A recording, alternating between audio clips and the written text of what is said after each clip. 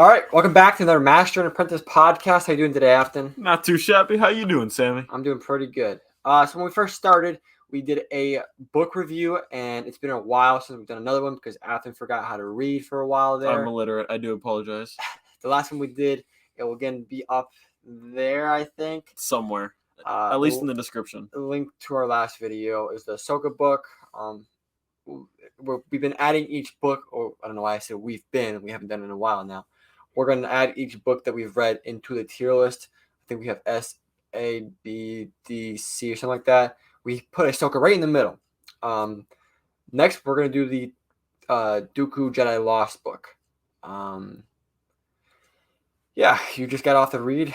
Tell us how you feel about it, and then we'll rate it together. But just kind of give us a breakdown of how you feel about it. Mildly annoying that it was just, I believe, decanonized from the Tales of the Jedi. I could be mistaken by that. Read it a little bit wrong. I do have severe mind not working. But I do think that it was just recently decanonized, which kind of sucks. Very solid book.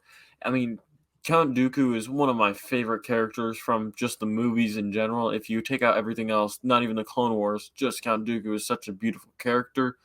Seeing a Jedi go to the dark side is something that's seen in Star Wars, but seeing a Jedi become a Sith is very seldom seen.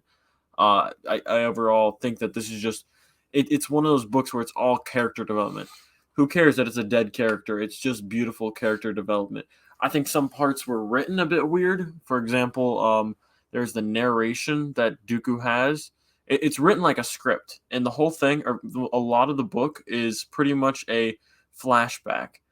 And there's Dooku's narration, and some parts of it doesn't make sense that Dooku's narrating it, but if you can get past the format, it's a beautiful book, really. I mean, who cares? Keep in mind, before I get crazy into the plot, there will be spoilers. Read the book first, and then we'll spoil it for you. It shows a lot of the politics behind Star Wars, behind a lot of, this is why Dooku left. Dooku didn't leave because he wanted to kill a whole bunch of people. Dooku left because the Jedi Order did him dirty. The Jedi Order did not want this to happen. He wanted pretty much the Jedi Order to work separate than the Republic, work separate than everyone else. If there's a problem, they solve it. It's done and over with. Almost a lot like Marvel. If you watch Captain America Civil War, the Captain America and Iron Man are split on a very similar thing, because Iron Man or Jedi Order like to commercialize this pretty much and make it so it's governed by the government as opposed to a private entity. And I think that affects, that's very similar to this, in my opinion. I like this book. I liked it better than the Ahsoka book. Again, after the spoiler, so I'm kind of break it down.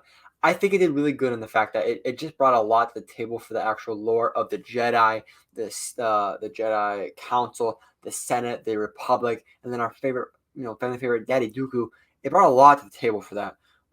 It was kind of all over the place for different narration, like where he starts in the beginning with Asajj, and it has a lot to do with that plot development, and then it kind of goes to the young Dooku, and then old Dooku, and then it goes, like, it's just kind of over the place.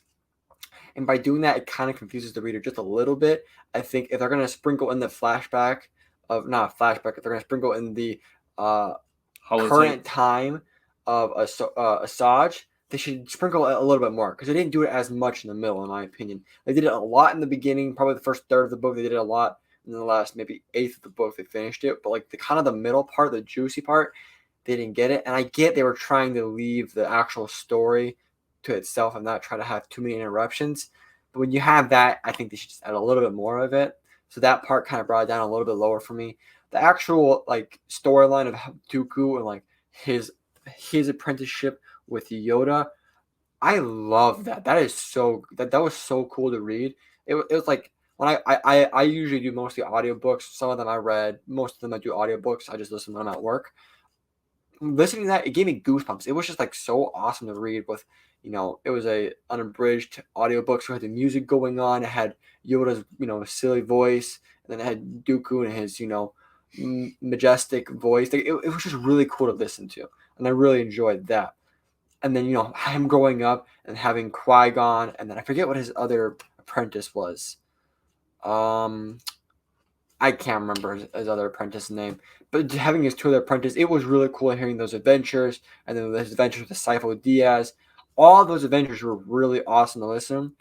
Um, some of the things that kind of bugged me a little bit were it tried to create a lot of different like expansion with like universe creating and creature creating when it brought us to Sereno.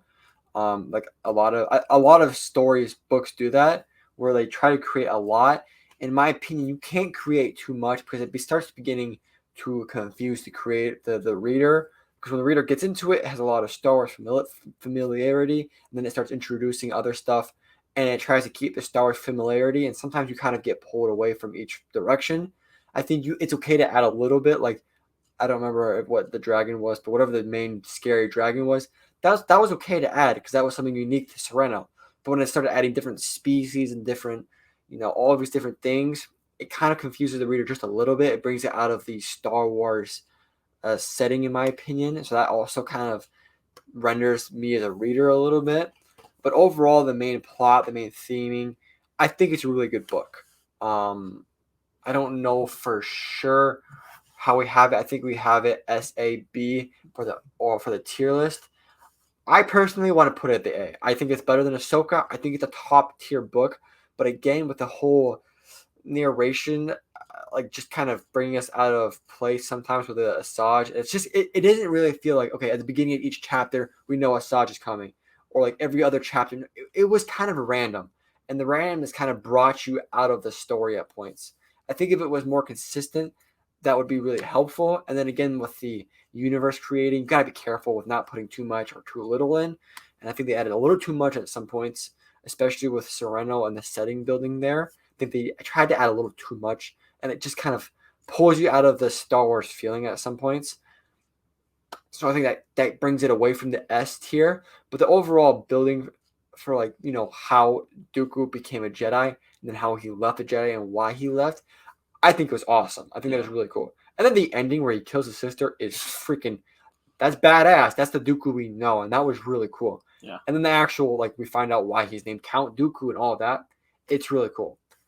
Athens stated in the beginning of this, we don't know for sure if this is canon anymore. It was canon for the longest time, but with this new Tales of the Jedi being released, it kind of contradicts some of the things from this book. When Athens started reading this book, it was about a freaking year ago, so that's why we finished it and we're now doing it. So keep that in mind. Maybe that renders your thoughts for maybe potentially reading this. It's still a good read though. I think it's an A tier book. What about you? Even if it's, I was gonna put an A. I was gonna put either bottom A or top B. I don't know very much with the rest of the book, so I can't really put it in tier list easily now. But you put it close to Ahsoka. I thought Ahsoka was bottom B, so I'd put it like the opposite side of it. So same place relatively. I don't have reference to other books, so I can't really say too much. There was a lot of times where I'd put down the book, and then the next time I'd read it, I'd be like, "Oh yeah, Asajj is in this plot." I just totally forgot it. Like I'd read whole sections in the middle, and without seeing her for it really kind of confuses the reader because it's not consistent at all, and it's kind of random.